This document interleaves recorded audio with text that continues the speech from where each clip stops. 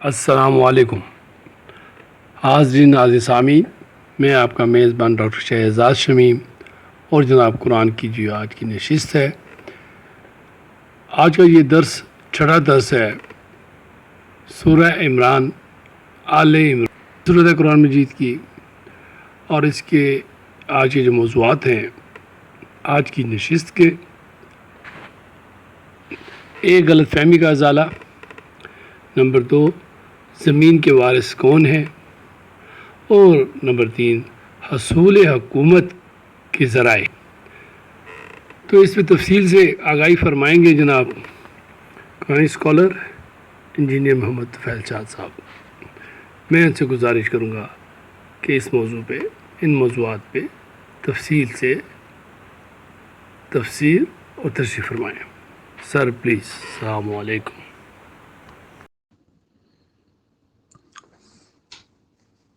بسم اللہ الرحمن الرحیم۔ آج فروری کی 5 تاریخ ہے، سن ہے 2023، دن ہے اتوار کا۔ میں ہوں محمد طفیل شاد۔ حاضرین و سامعین، السلام علیکم۔ سورہ العمران جو کہ قرآن کریم کی تیسری سورت ہے، اس کا تسلسل ہے، اور آج سورہ العمران کا چھٹا درس ہے۔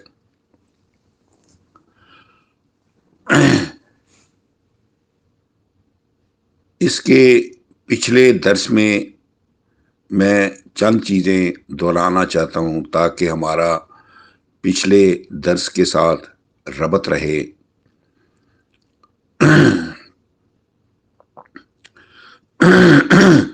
آج کے درس میں ہم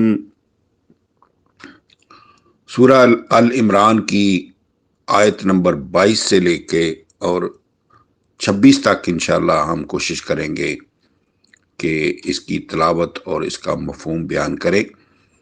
تو پچھلے درس میں نے بتایا تھا کہ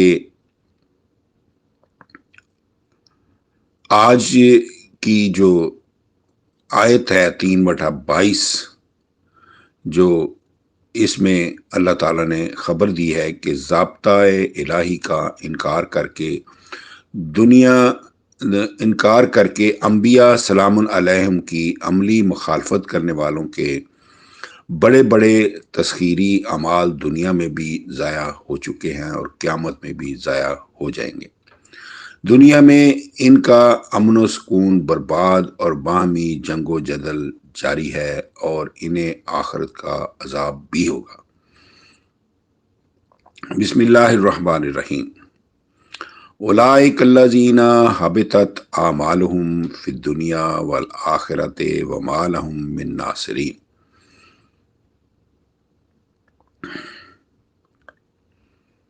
مفہوم: یہی وہ لوگ ہیں کہ ان کے اعمال دنیا میں بھی ضائع ہو چکے ہیں اور آخرت میں بھی ضائع ہو جائیں گے، اور ان اللہ تعالیٰ کی آیتوں کا انکار کر کے انبیاء کی مخالفت کرنے والوں کا دنیا اور آخرت میں کوئی مددگار نہیں۔ سامعین کرام، اس سے اگلی آیت میں یہود کے متعلق بتایا گیا ہے کہ انہیں کتاب الہی کی فرمانبرداری کی بدولت حکومت ارضی میں حصہ ملا تھا، جو کتاب کی نافرمانی کی بدولت چھن گیا، اور اب بھی ان کی حالت یہ ہے کہ جب انہیں پھر سے کتاب کی طرف بلایا جاتا ہے تو منہ موڑ کر چلے جاتے ہیں۔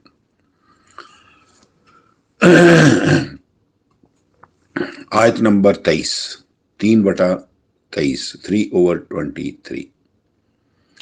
الم تر الی الذین اوتوا نصیبا من الکتاب یدعون الی کتاب اللہ لیحکم بینہم ثم یتولی فریق منہم وہم معرضون۔ مفہوم: اے رسول، کیا آپ نے ان لوگوں پر غور نہیں کیا؟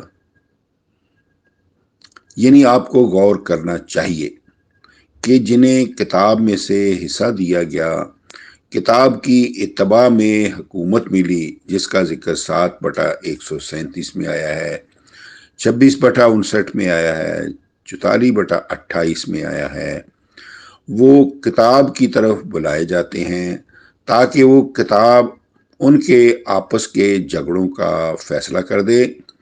پھر ان میں سے ایک فریق منہ موڑ کر چل دیتا ہے، اور وہ ہیں ہی اراض کرنے والے۔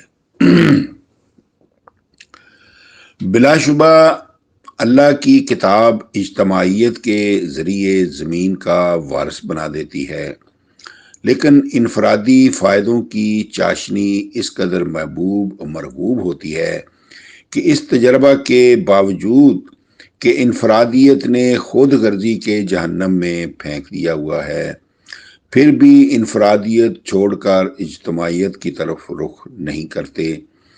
اس سے اگلی آیت مجیدہ میں اہل کتاب کے علماء و مشائخ کے دیے ہوئے اس نظریے کی خبر دی گئی ہے جو عوام کے اذہان میں پوری طرح راسخ ہو چکا ہے، کہ انہیں آخرت کا عذاب صرف چند دنوں کے لیے ہوگا، یعنی ان کے نبی شفاعت کر کے انہیں چھڑا لیں گے۔ اس لیے چند دنوں کے عذاب کے ڈر سے دنیا کے فائدوں سے کنارہ کشی کیوں اختیار کی جائے۔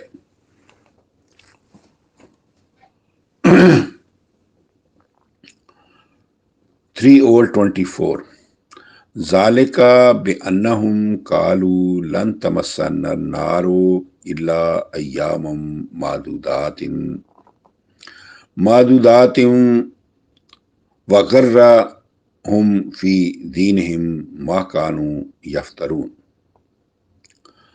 آخرت کے مذکورہ بالا عذاب سے بے خوفی اس لیے ہے کہ وہ کہتے ہیں ہمیں آخرت کی آگ کا عذاب نہیں مس کرے گا مگر صرف چند روز۔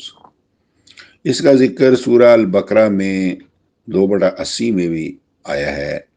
حقیقت یہ ہے کہ انہیں ان کے دین میں ان کے اس باطل عقیدے نے دھوکہ دیا ہوا ہے جو وہ خود افترا کر لیا کرتے تھے کہ ہم اللہ کے بیٹے ہیں، جس کا ذکر 5/18 میں بھی آیا ہے، 5/18 میں آیا ہے،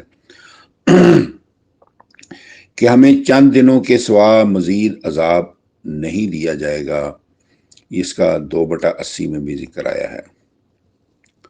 سامعین کرام، افسوس ہے کہ چند دنوں کے عذاب کا عقیدہ صرف یہود و نصارہ ہی میں نہیں بلکہ یہ اہل اسلام کے ہاں بھی راہ پا چکا ہے۔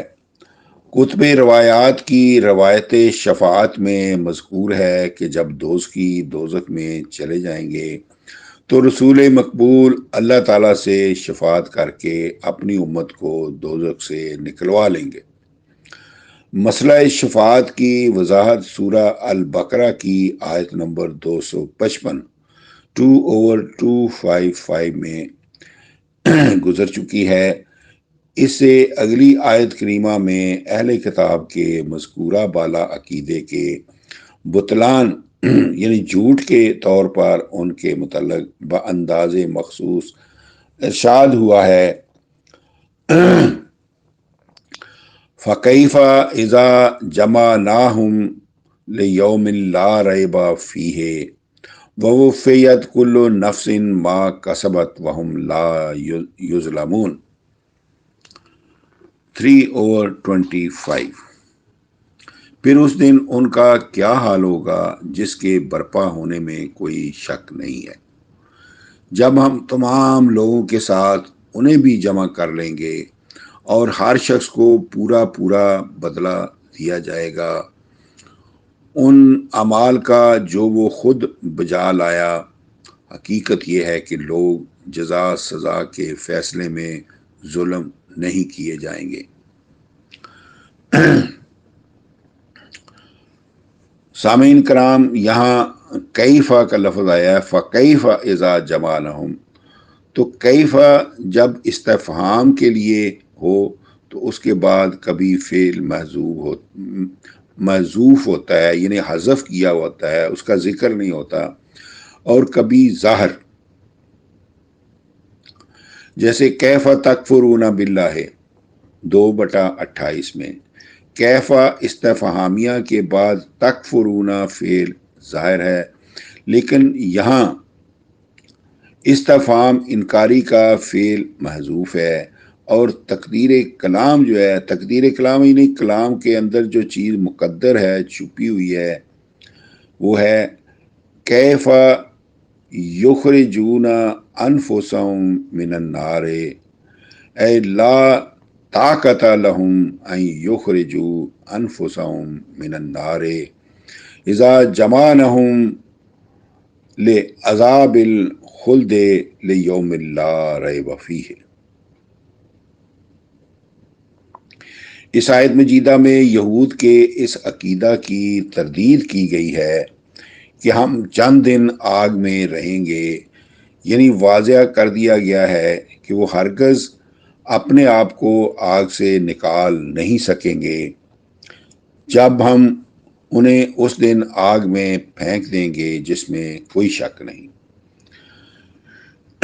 آیت بالا میں قیامت کی عدالت عالیہ کے منصفانہ فیصلوں کی خبر دینے کے بعد اگلی آیت مجیدہ میں دنیوی حکومتوں کے متعلق ایک واضح اعلان کرا دیا گیا ہے کہ اللہ تعالیٰ جس بھی خطۂ ارضی کی حکومت جسے عطا کرتا ہے اپنے قانون مشیت کے مطابق عطا کرتا ہے، اور جس سے چھین لیتا ہے قانون مشیت کے مطابق ہی چھین لیتا ہے۔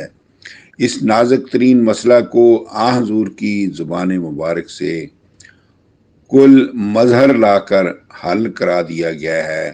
یہ وہ مسئلہ ہے جس کے ضمن میں جھٹ سے کہہ دیا جاتا ہے کہ اللہ تعالیٰ جسے چاہے حکومت عطا کرے، جس سے چاہے چھین لے، لیکن حقیقت حال یہ نہیں ہے کہ اللہ تعالیٰ بلا قانون حکومتیں دیتا اور چھینتا ہے، اس کا ہر فعل اس کے قانون کے مطابق ہوتا ہے۔ قل اللہم مالک الملک تؤتی الملک من تشاء وتنزع الملک ممن تشاء وتعز من تشاء وتذل من تشاء بیدک الخیر انک علی کل شیء قدیر۔ سامعین کرام، اب اس کا مفہوم، یہ تھی 3/26۔ اے رسول یوں کہیے گا کہ اے میرے اللہ، ملک کا مالک صرف تو ہے۔ قل اللہم مالک الملک، ملک کا مالک صرف تو ہے، تو جسے اپنے ملک کے کسی حصے کی حکومت عطا کرتا ہے اپنے قانون مشیت ہی کے مطابق عطا کرتا ہے، اور جسے چھین لیتا ہے اپنے قانون مشیت کے مطابق چھین لیتا ہے، یعنی جسے غلبہ عطا کرتا ہے اپنے قانون مشیت کے مطابق ہی عطا کرتا ہے، اور جسے تو ذلیل کرتا ہے اسے اپنے قانون مشیت کے مطابق ہی ذلیل کرتا ہے۔ بھلائی تیرے قبضے میں ہے جو تیرے قوانین کے مطابق حاصل ہوتی ہے، بے شک تو ہر چیز کی قدریں یعنی پیمانے اور قوانین مقرر کرنے والا ہے۔ سامعین کرام، ایک غلط فہمی کا اظہار۔ یاد رہے کہ یہ وہ آیت مجیدہ ہے جس کا غلط مفہوم اخذ کر کے اللہ تعالیٰ کو ایک بے اصول راجا یا مغرور تھانے دار کی حیثیت دے دی گئی ہے کہ اگر راجا جی کا مزاج ٹھیک ہے تو کسی کے سلام کرنے پر اسے جگیر بخش دی، اور اگر مزاج خراب ہے تو سلام نہ کرنے کے عوض میں کاٹ مار کر عمر قید کر دیا۔ اس طرح مغرور تھانے دار خوش آمدیوں پر خوش ہوا تو شہر بھر میں من مانیاں کرنے کی چھٹی دے دی، اور صرف سامنے سے گزرنے پر مزاج بگڑ گیا تو حوالات میں بند کر دیا۔ بالفاظ دیگر کوئی اصول نہیں، کوئی قانون نہیں، اس طرح سابقہ تفاسیر نے آیت بالا کی غلط تفسیر کی بدولت اللہ تعالیٰ کو بھی بے اصول بنا کر رکھ دیا ہے کہ اگر جی میں آیا تو کسی بدمعاش ڈاکو کو بادشاہت دے دی اور چاہا تو کسی شریف آدمی کو زمین پر پٹک دیا۔ زمین کے وارث کون ہے؟ حقیقت یہ ہے نہ اللہ تعالیٰ بے اصول ہے نہ اصول شکن، یعنی اللہ تعالیٰ نہ تو بے اصول ہے نہ اصول توڑتا ہے۔ اس نے ہر چیز کے لیے قوانین و ضوابط مقرر کر دیے ہیں۔ وراثت ارضی کے متعلق واضح الفاظ میں فیصلہ دے دیا ہے، ان الارض یارثھا عبادی الصالحون 21/105 21/105۔ بلا شبہ میرے قانون ہی کے مطابق زمین کے وارث میرے وہ بندے ہیں جو اس میں اصلاح کرنے کی صلاحیت رکھتے ہیں۔ اس چیز کو جمہوری طرز حکومت کی خبر دیتے ہوئے اس طرح بیان کیا ہے کہ تمہارے ریاست کا صدر وہ ہونا چاہیے جو تم میں سے سب سے زیادہ تقوی شعار ہے۔ انا اکرمکم عند اللہ اتقاکم 49/13 49/13۔ اللہ کی طرف سے فیصلہ یہ ہے کہ تمہارا سب سے زیادہ مکرم یعنی تمہارا صدر و سربراہ وہ ہے جو تم میں قوانین الہی کی سب سے زیادہ نگہداشت کرنے والا ہے۔ پس وراثت ارضی کے متعلق الہی فیصلہ صرف یہ ہے، زمین کے وارث وہ ہونے چاہیے جو اصلاح فی الارض کی صلاحیت رکھتے ہوں اور صدارت و امارات کی خدمات اس شخص کے سپرد کی جائیں جو سب سے بڑھ کر قوانین الہی کی مخالفت سے بچنے والا ہے۔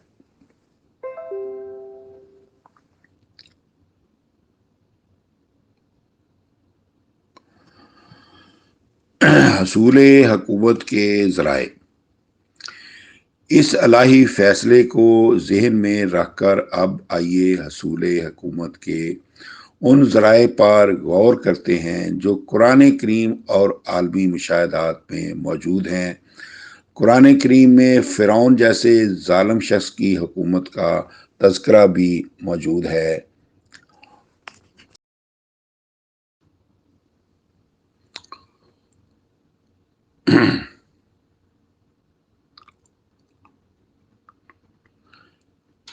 اس الہی فیصلے کو ذہن میں رکھ کر اب آئیے حصول حکومت کے ان ذرائع پر غور کریں جو قرآن کریم اور عالمی مشاہدات میں موجود ہیں۔ قرآن کریم میں فرعون جیسے ظالم شخص کی حکومت کا تذکرہ بھی موجود ہے۔ حضرت داؤد و سلیمان اور مسیح و محمد سلام علیہ کی حکومتوں کی بھی خبر جو ہے وہ درج کر دی گئی ہے۔ اب اگر یہ تسلیم کیا جائے کہ فرعون کو بھی اللہ ہی نے ملک عطا فرمایا تھا اور داؤد سلیمان کو بھی اسی نے حکومت عنایت کی تھی، تو قرآن کریم کا ان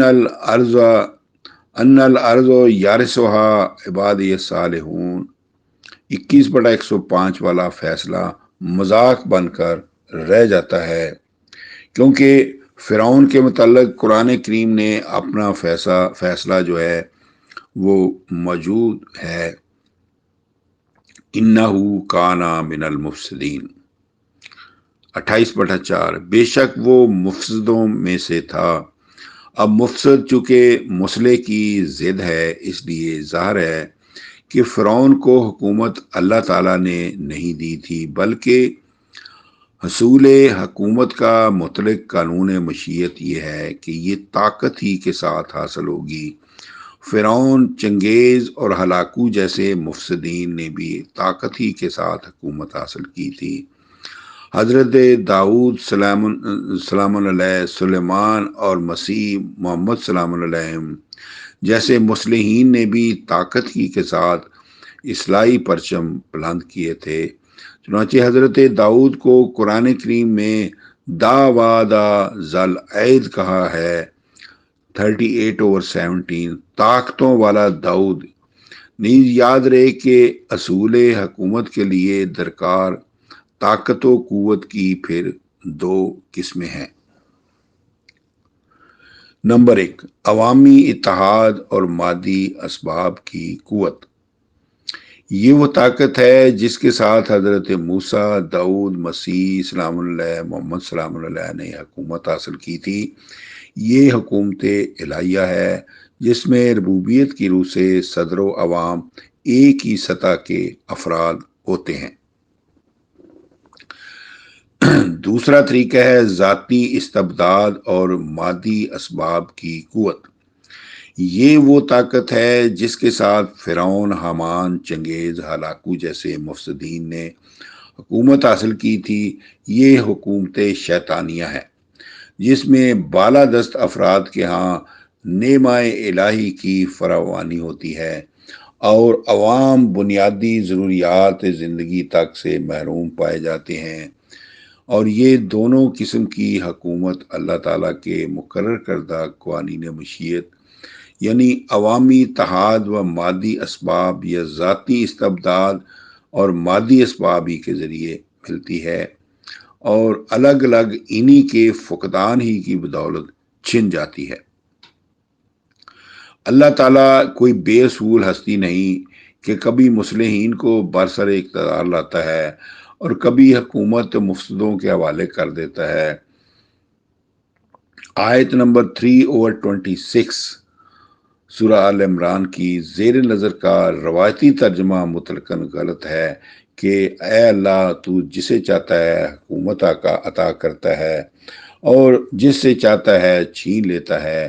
صحیح ترجمہ اس کا یہ ہے کہ اے اللہ تعالیٰ تو جسے حکومت دیتا ہے اپنے قوانین مشیت کے مطابق دیتا ہے، اور جس سے چھین لیتا ہے اپنے قانون مشیت ہی کے مطابق چھین لیتا ہے۔ سامعین کرام، آئندہ درس میں انشاءاللہ ہم قانون مشیت کی ایک زندہ مثال جو ہے وہ پیش کریں گے۔ آج کے درس میں اتنا ہی۔ وما علینا الا البلاغ، فی امان اللہ۔ اللہ حافظ۔ خواتین و حضرات، اسی کے ساتھ آج کی نشست اپنے اختتام کو پہنچی۔ آج کا چھٹا درس سورہ آل عمران کی آیات 22 سے 26 تک کا تھا، اپنے اختتام کو پہنچا۔ جلدی آپ کی خدمت میں اگلی نشست کے ساتھ آپ کی خدمت میں حاضر ہوں گے۔ اجازت دیجیے۔ پاکستان زندہ باد۔